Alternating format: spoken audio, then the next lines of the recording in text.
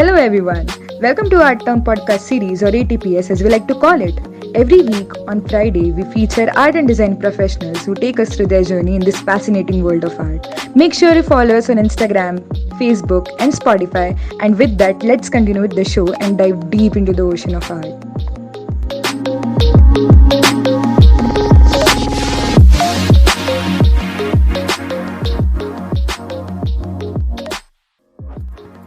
Today we have with us a professor who all the design students will want in their life. His name is Anando Dutta. He is a graduate of National Institute of Design and is currently serving as Dean of Academics at Indian School of Design and Innovation. In his profound career of more than 3 decades, he has explored in and out of the field of design. So let's dive into our engaging conversation, which will take you to the depths of art that I have not mapped ever before.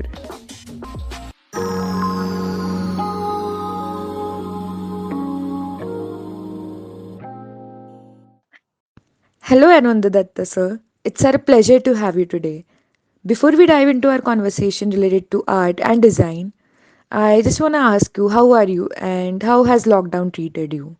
Thank you for having me, Pratyansha, and your team. I'm very happy to be here, sharing some thoughts with you. I hope it makes sense. As far as the lockdown is concerned, I think we've been okay. I think I've been okay for two, three reasons. One reason is that I think, firstly, this whole business of work from home is not new to us designers because we started this whole idea of small office, home office. So when I started my life, I used to do a lot of work from home. So it's something that we were used to all along. So you know that's how everything starts. Every enterprise starts. So we start at home, and then in years to come, it just becomes one three-storied office building, and you're doing everything with a whole bunch of people. So it becomes like that. But largely, we were quite used to working from home, so it just continues like that. In terms of health, all is well. So far, so good. And yeah, the times are not so good. So yeah, so this is the best option we have. And yeah. Yeah, great. I'm glad that you are doing well, and I hope that you and your family are safe wherever you are. Yes, thank So, you so much. like speaking about your designing field, how did you? Yeah, so how did you get into the design field for the first time? And considering that the time when you joined the field, that time this career wasn't a very common field, right? It wasn't a very common field. So how did you come across the design field for the first time? Okay, thank you for this question. It's a slightly complicated one because it has a backstory. So, and the backstory, I'll try and keep it brief. So, the backstory is that I grew up in a family where there were a lot of creative people. My father used to write for the movies in Bollywood. He used to write a lot of very, very good films in the 60s and 70s and the 80s. So, I was surrounded by people who were part of the industry. So there were other, directors who would walk into the house. There would be lyricists, there would be poets, writers, designers. There were people like, say, Bansi Chandragupta, who was an art director, and several other people like him who would be around, and we would be looking at a whole lot of drawings and a whole lot of ways in expressing environments. So there was a rich conversation on how a certain project is conceived, then understood, then built on, and then executed. So that was really happening at home all the time. So which was for me great fun. And not that I was privy to all the conversations or participated in it, but I would listen. You kind of soak it all in. In contrast to Yeah. what was happening at home, I was studying and in Bombay, and I was also playing cricket, and Mm-hmm. getting paid Mm-hmm. for it. And I was also studying microbiology. I studied to be a microbiologist. So let's say. So I had this unique combination of studying zoology with maths and statistics. And it was very exciting because I liked those subjects. I was good. At some point, I found that it was not going anywhere, and I was getting a little disillusioned with what I was studying because there was no learning in it. At which point, happened to meet with Darshat Patel, who used to be part of NID, and he kind of had this long conversation one evening on a social evening, Mm-hmm. and he talked about a whole lot of things that he was doing at NID, and that got me very Okay. excited. And I found that that kind of resonated with what I wanted to do. Um, Generally, what happens is everybody expects that expected rather that I would join the industry, but I didn't, and I kind of gravitated towards doing design, and that's how NID happened. And if you go to NID, and I hope you have been, it's a very exciting experience to just be there the first time. And walk in there, it's a Lutan Mm-hmm. building. It's got this amazing architectural format, and these spaces are just so enticing, and you see all this wonderful work that everyone's doing. So yeah, and once you get to NID, um, it just sucks you in, and the walls teach you apart from the faculty. So it was great fun. So therefore, design happened, and I took to it fairly comfortably.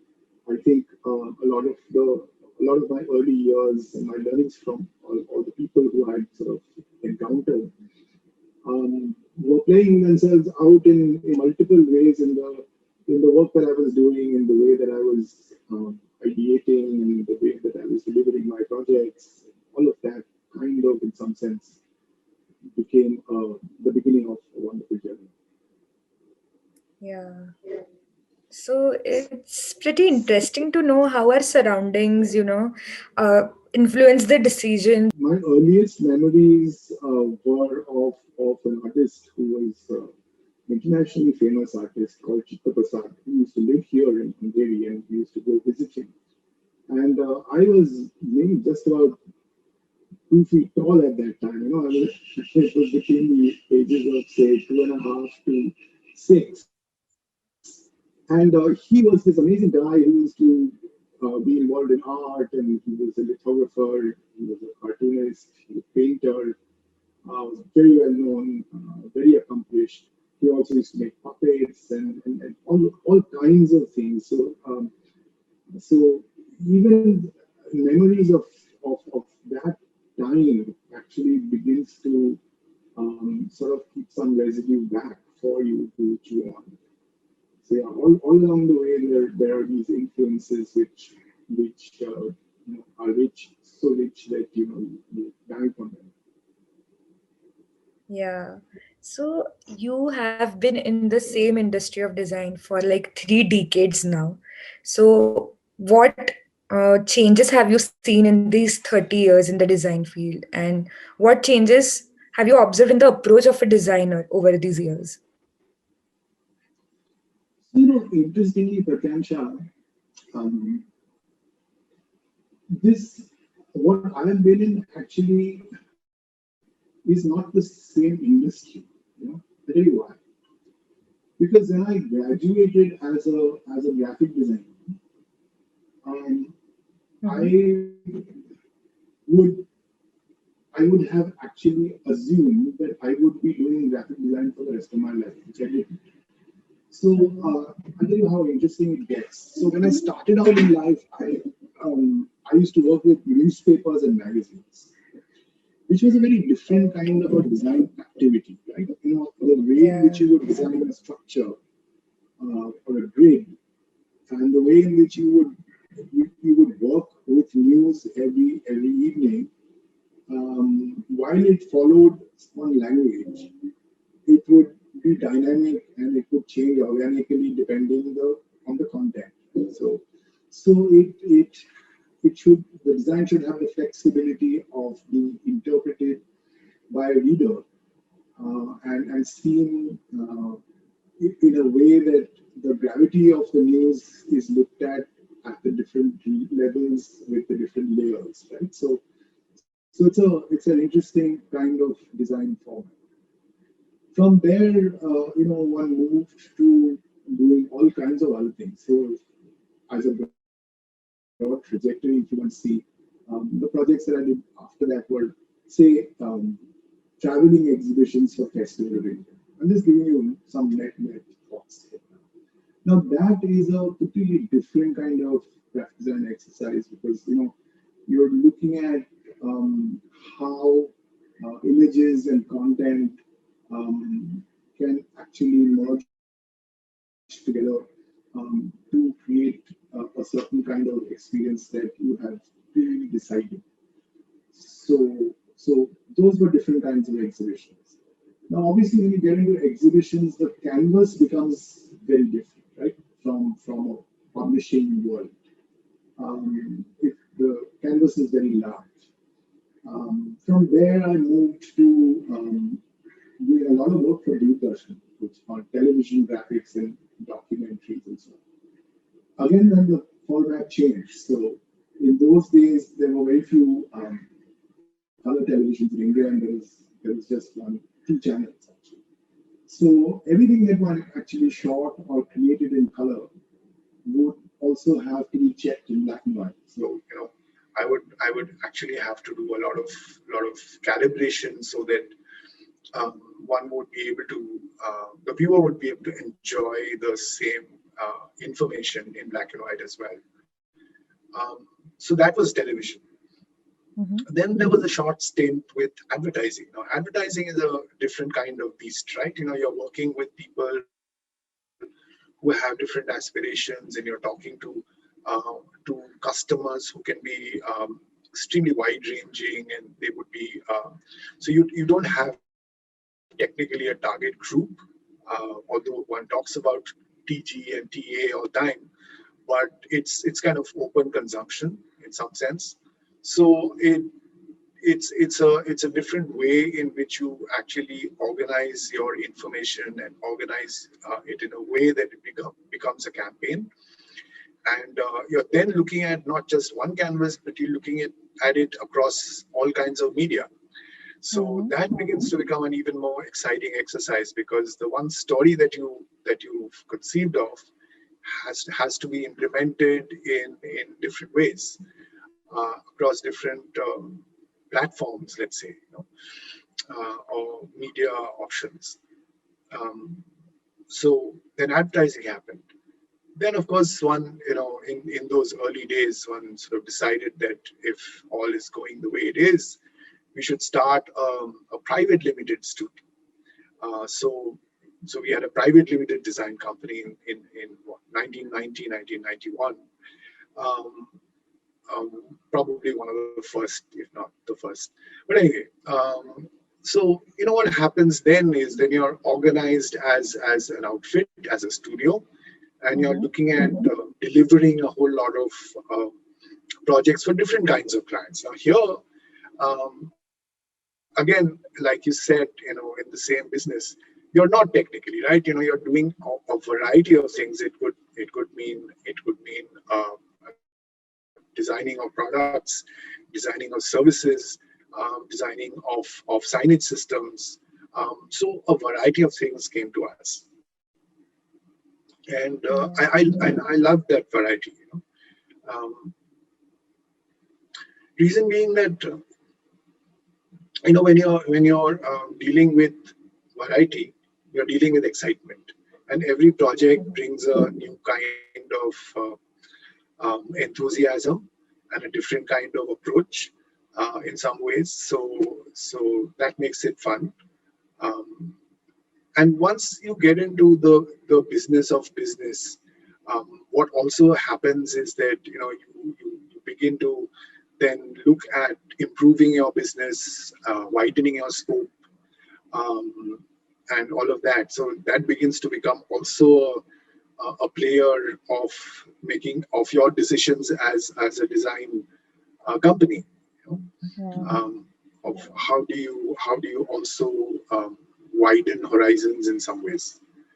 Yeah. Um, so while we were in the late 90s, things also began to change, right? The earlier computers that we had were beginning to become a little more exciting to work with. They were beginning to become a little more nimble, and they were beginning to handle a more complex set of visualization.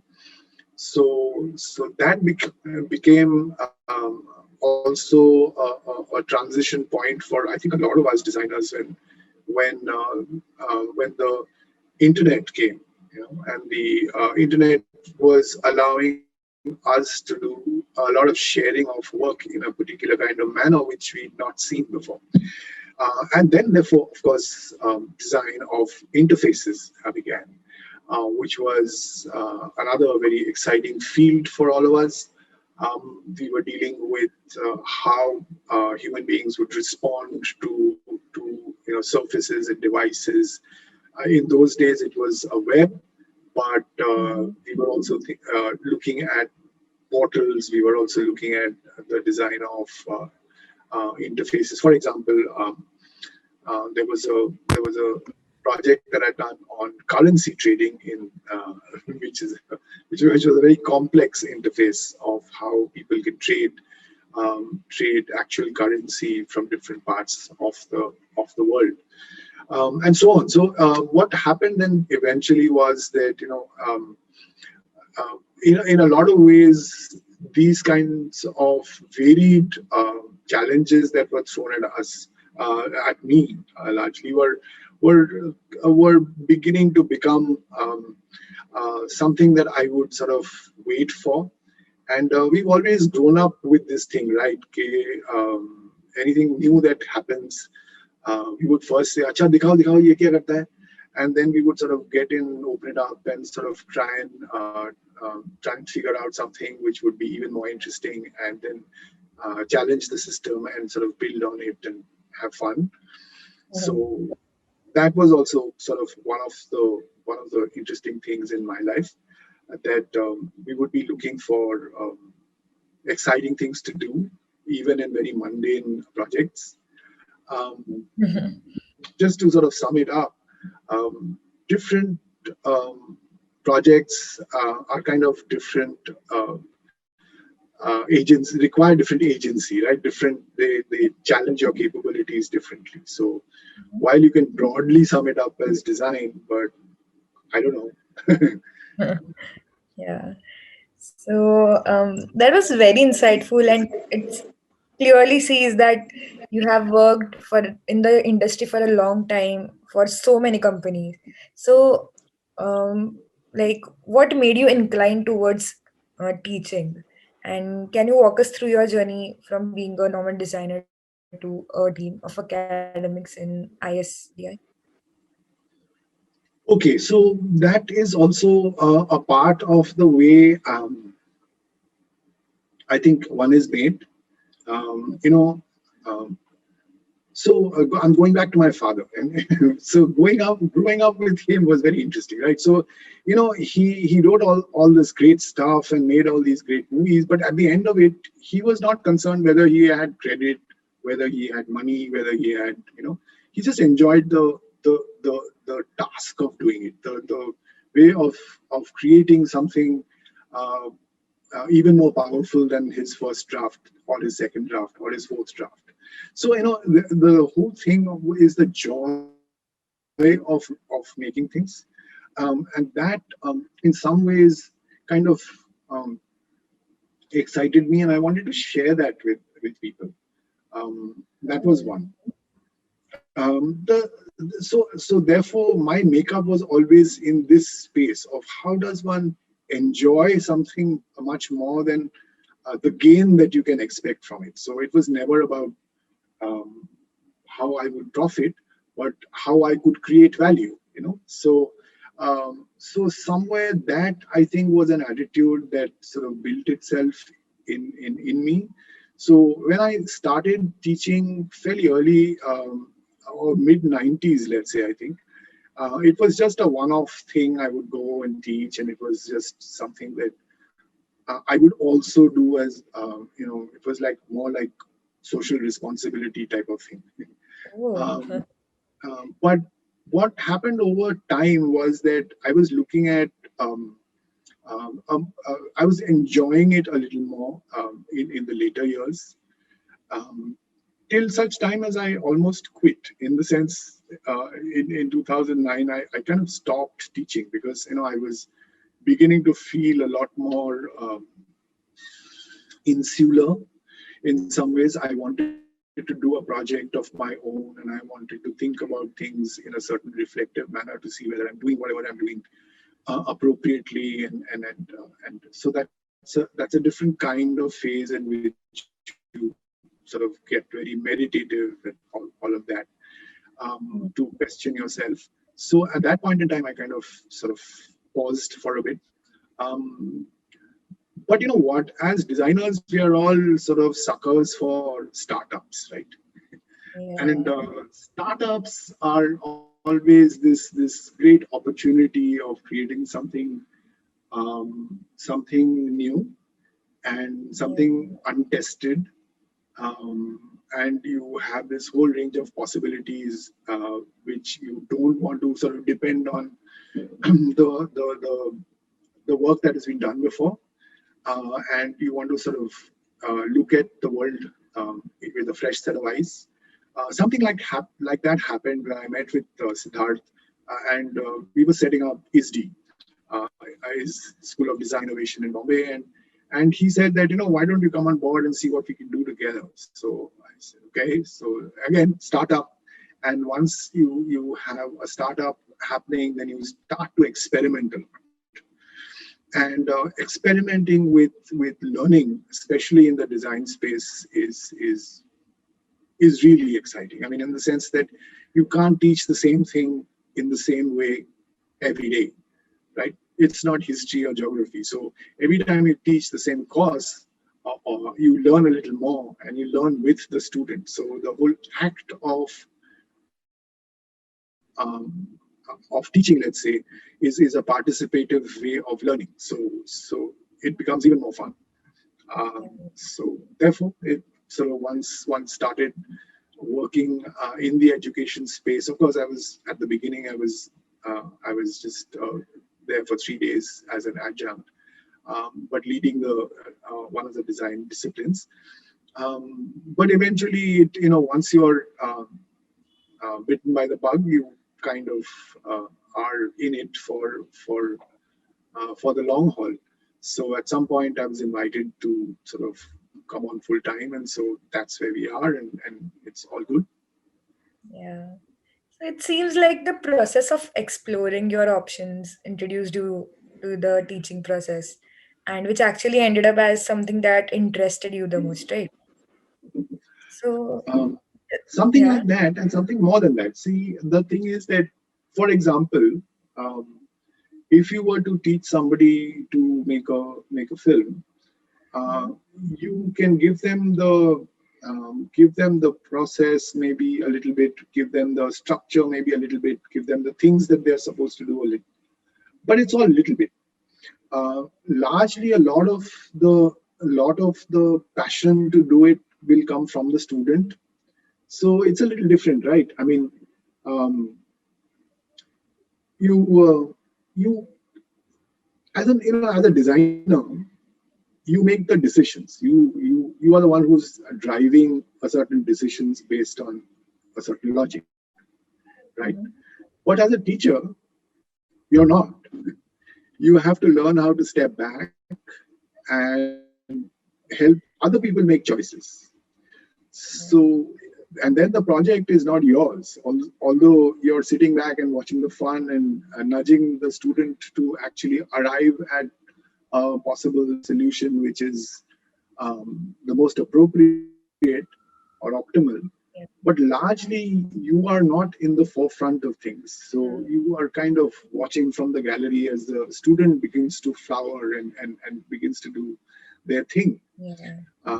So, so it's a little different from being a designer, and that's also the exciting part. So, which means that when you work like that, um, you begin to also, in some sense, experiment with a whole lot of things. For example, if you teach one course in a kind of way on in say 2020 and to a batch of second year students, and you would then in 2021 want to reconfigure that same course slightly differently, Mm. um, for two three reasons. One is that you want to keep an element of surprise for the student, because the student would have asked the seniors and say, "Acha acha, kya kiya tha, batao batao," and Yeah. you know, so a normal human tendency of trying to preempt everything. So, and then they would come into class and then find, oh my God, this is something completely different. Although the basic expectation from the student is the same. So therefore, how are you innovating in actually creating dexterity in the student to be able to perform the same thing in different ways? Am I making Yeah. sense? Yeah. Yeah. Yeah. So, Completely. huh. So that's the fun element. So there is an element of surprise. Yeah. The second thing of doing things differently is that, see, if you don't, if a faculty does the same thing over and over again, there is a sense of monotony uh, that sets in, right? I mean, Mm-hmm. fatigue ho jata hai na, you're doing the same thing. So, so then the faculty begins to also try and have fun in his or her own way, which is that, what if I was to figure out a way in which I would do the same thing with maybe similar results, but actually approach it differently. So it begins to become a little more exciting for the faculty. And the faculty having fun means the students are bound to have fun. That's for sure, True. right? True. So that's the second thing. The third thing is that, if you look at the world around us, um, and we know that it's not uh, it's never going to be the same every year, right? It's going to keep changing. Mm-hmm. The industry is changing, people are changing, behaviors are changing, right? So if we keep changing the course, we can always have this option of tweaking it to make it more relevant um, to the profession itself that they're going out to join, right? Yeah. So we keep sort of adapting it slowly, differently, so on. So yeah. Okay. Like I always wondered actually that the process of teaching must be getting monotonous for the teachers, but the way you explained it seems like no, it's like a experiment in itself. It's like a different kind of exploration in itself to make Yeah, the same thing, interesting for the students as well as for themselves. So, I, pretty interesting to know that. yeah, and designers are supposed to do that, right? Yeah. And it's supposed to be a profession like that and an industry like that. So Yeah, so speaking about students, over the years you have spent on teaching, what are some good as well as bad qualities that you find in the design students of the new generation that are coming right now? okay, complex, complex question. Okay, so I'm not a judgmental person, per se. I don't believe that there are good students or bad students. I think that designers or design students are in the design classroom or studio because they want to learn about how to be a designer, right? And how to be a better design professional. So I don't think anyone can be a bad student. Really. I think someone can be a disinterested student, but not a bad student. They've chosen to be in this classroom or the studio, so it's their choice. So that's why they're there. Now, everybody who is in that classroom may have some skill sets which are unique to them. हर एक में कुछ ना कुछ तो हुनर होगा ना. मतलब everybody has some place in this, something that makes them special, makes all of us special, right? So, so I think that some students may not do very well in some courses, but they might excel in some others, which is largely the way to look at the whole scenario of what's going on in people's minds at that age. Um, and they would want to absorb information in a particular manner which is relevant to them and meaningful to them. So it obviously means that if they get inspired enough, they will participate further and get excited by what is being proposed to them. Let's remember that as students, the life itself is very interesting at that point, right? They've graduated from a school-like environment. They've come out into a world which is a lot more free. So that sense of freedom is allowing them to do a lot more things than they otherwise would not have been able to do. They've been curtailed or disciplined, so to speak, right? So apart from what is happening in the studio and the classroom and the learning, there's a lot more that's happening in their lives, right? Yeah. And we've all been there. Yeah. So sometimes people absorb quickly, sometimes people are focused, sometimes people are not. But I don't think that students don't soak in information. I think they do, even if it is at a very subliminal space. I think they still continue to have an immense capacity to absorb at that time. So they do. The thing is that when they start applying it, it could be maybe later on in life. So, what you would learn at the age of 19, you might suddenly start to find it making sense at the age of 37, which is okay. But that's how life is, right? Okay. So, like, what do you think is industry expecting out of designers who are emerging right now? And what is that thing which distinguishes a designer from the others? Um, so the industry is expecting value, simply, right? So if or when I would hire people to work with me, what would I expect? I would expect that the person who would join us would be able to earn his or her salary plus some bit for electricity, water, etc. of the office, and some degree for the profit.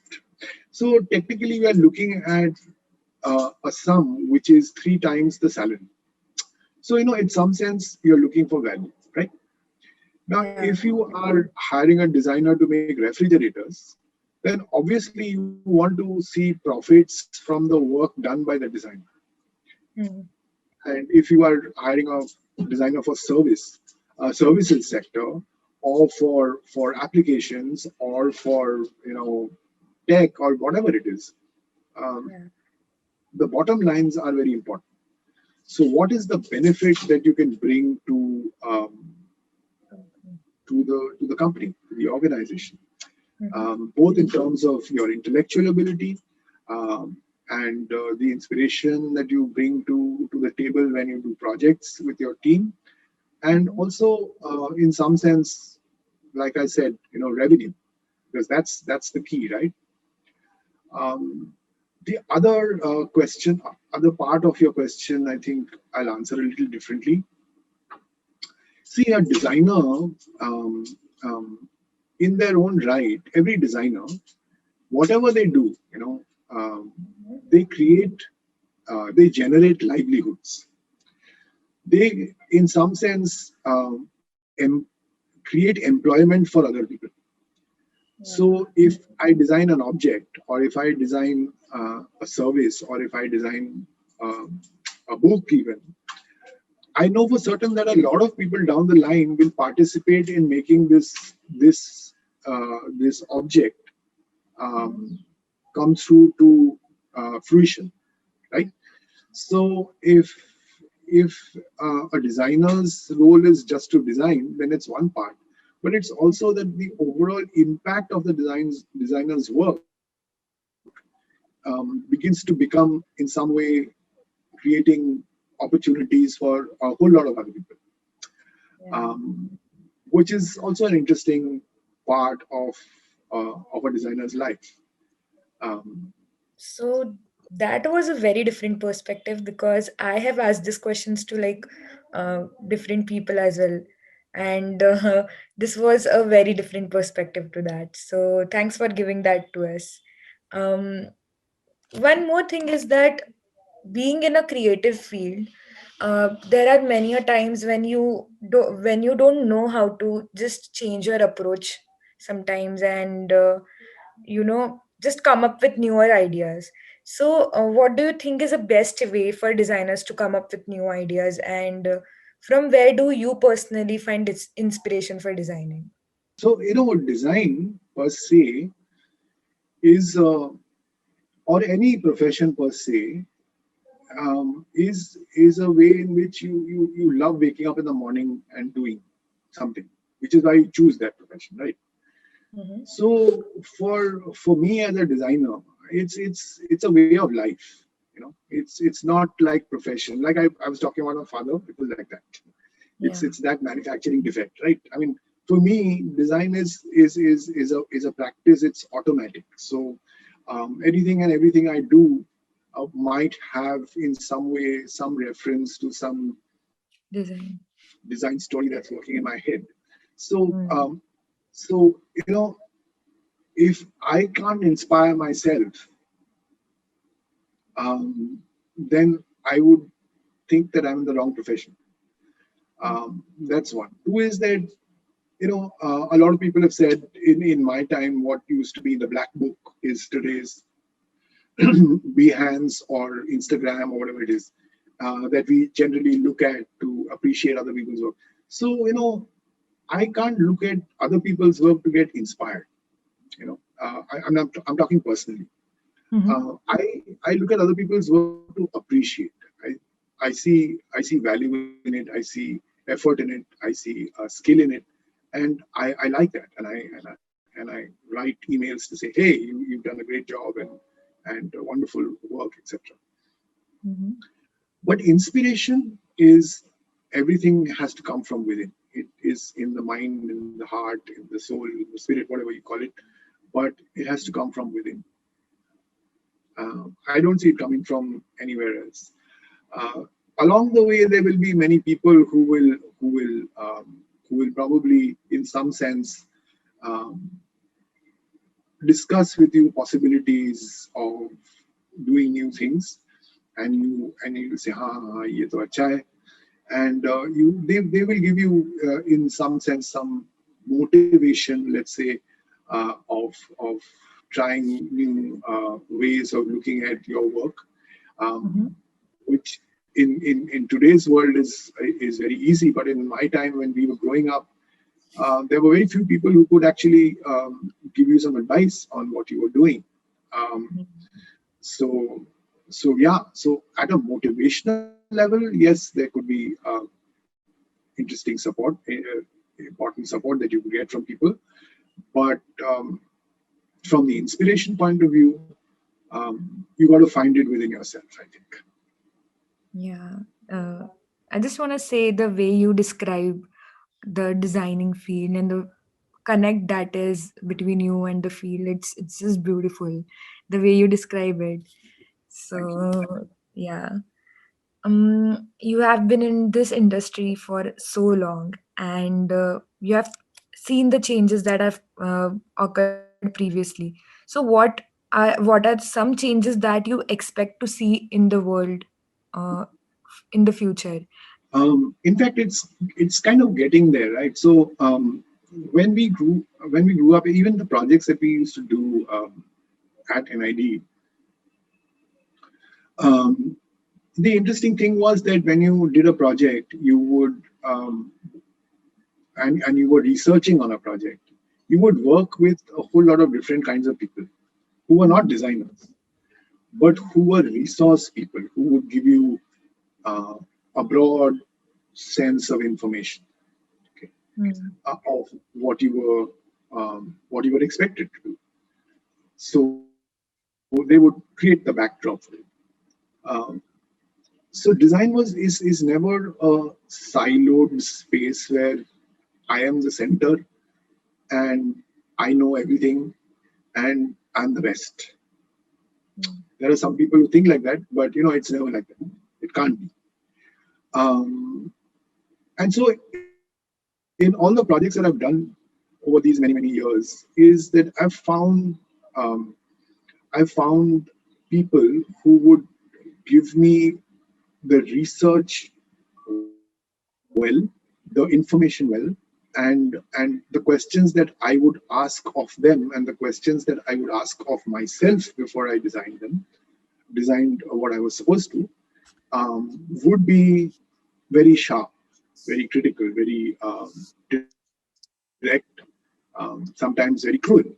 And that is the way I think design lives. So over the years, if you see, it's now become commonplace to talk about collaboration and all of that.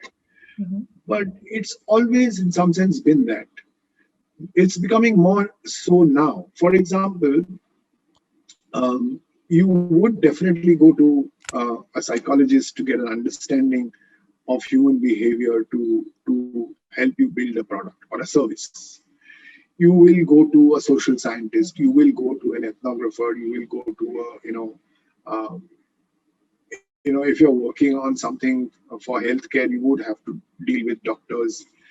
Um, if you're working on something that has to do with architecture, then you would have to speak to civil engineers and so on and so on. So there are multiple people in play, in the design space that you would always have to connect with to understand what is required of you.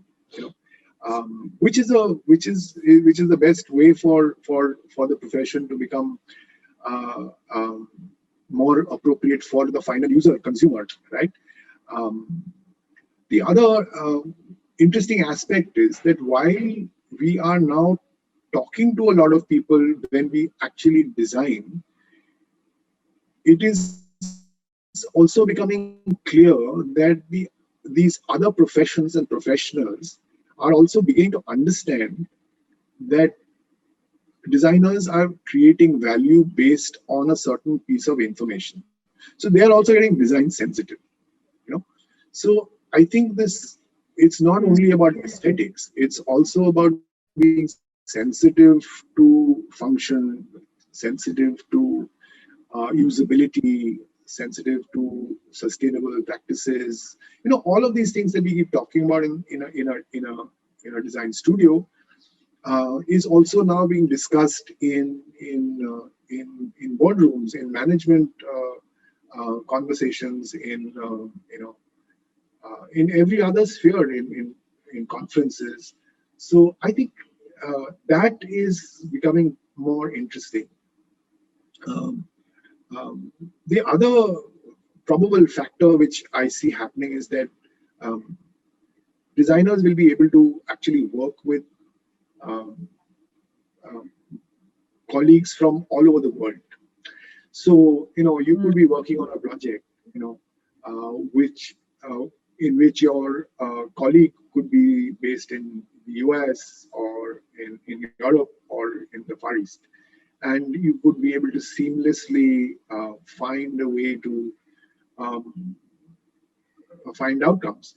So some of the exhibitions that I used to do in the early 2000s, I had a relationship like that. And I thought that was a wow, right? I mean, you could actually, discuss with designers and thinkers and writers and all of that from across different parts of the globe and actually make it happen. And today it happens all the time. If you look at big studios, the Landors and the Fitches, and then they're all doing kind of the same thing, right? I mean, they're actually creating these projects which are cross-continental, cross-disciplinary, and so on. So I think more and more of that is likely to happen in the future. Yeah, true, true. So, you have worked on a lot of projects over so many years. But is there still a dream that you have in mind, a dream project that you still want to work on? So, I've, apart from being a designer, I've also done other things. Like I've also been an artist. I've also been, so various things. Like I've written Yeah. stuff extensively. I'm not published too much. So, yeah, so that would be an interesting thing also to pursue is stuff that, I've done and Mhm. they're lying in sort of all over the house, under the bed and on the cupboard, and etc., etc. So, how, can I sort of begin to find a way to open them up and dust them and see what I did? Um, Apart from that, maybe a dream project Yeah. is, of course, it's been playing with me for a long time, at least the past 12 odd years.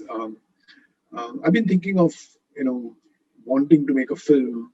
Um, once you're bitten by the film bug and you've grown up here, it just begins to become very difficult to let go Oh.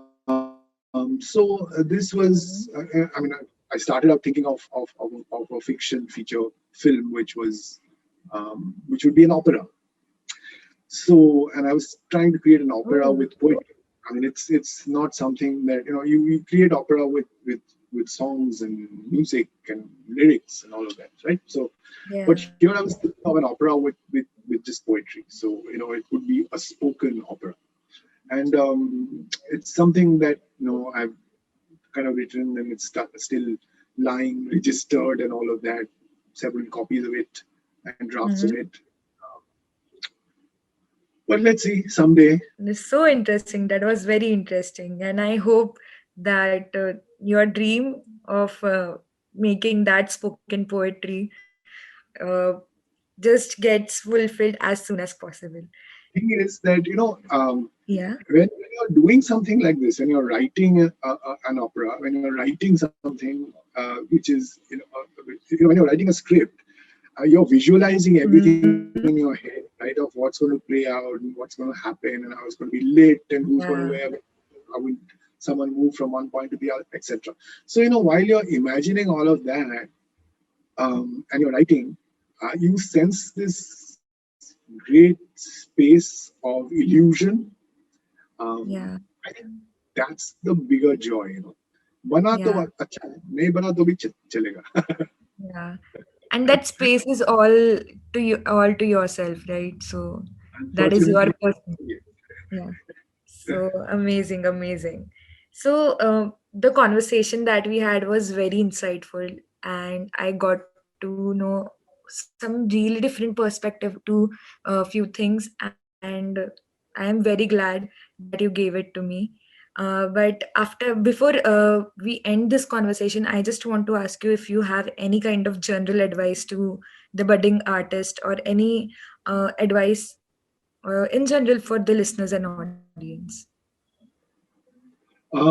Very briefly, यार we should dream यार सपने देखना मतलब बहुत important होता है. I think if you keep dreaming ना things are so much better, feel so good, feel so fulfilling to be able to um, imagine. We grew up with this in NID. At some point we used to discuss this great edict, which is that When you design, it's not about what is that you Mhm. are dealing with. It's about what if that you're hoping to achieve. ऐसा होता तो कैसा होता? What if that we could make something like that possible? So that's the space that we grew up with, and I think that's kind of still holds with us, right? I mean, holds true to everything that we do. If we can dream big and imagine a new world all the time, it's great fun. Yeah. Amazing, amazing. So that's it from my side. I really, really had fun talking to you, and the conversation took me to another world. So, yeah. Hope you liked our show. You can give your valuable feedback and suggestion of speakers you would like us to host next by writing us on www.artdown.store. Stay tuned to our channel as we are going to come up with brand new episodes every week on Friday. Don't forget to follow us on Instagram, Facebook, and Spotify. See you soon.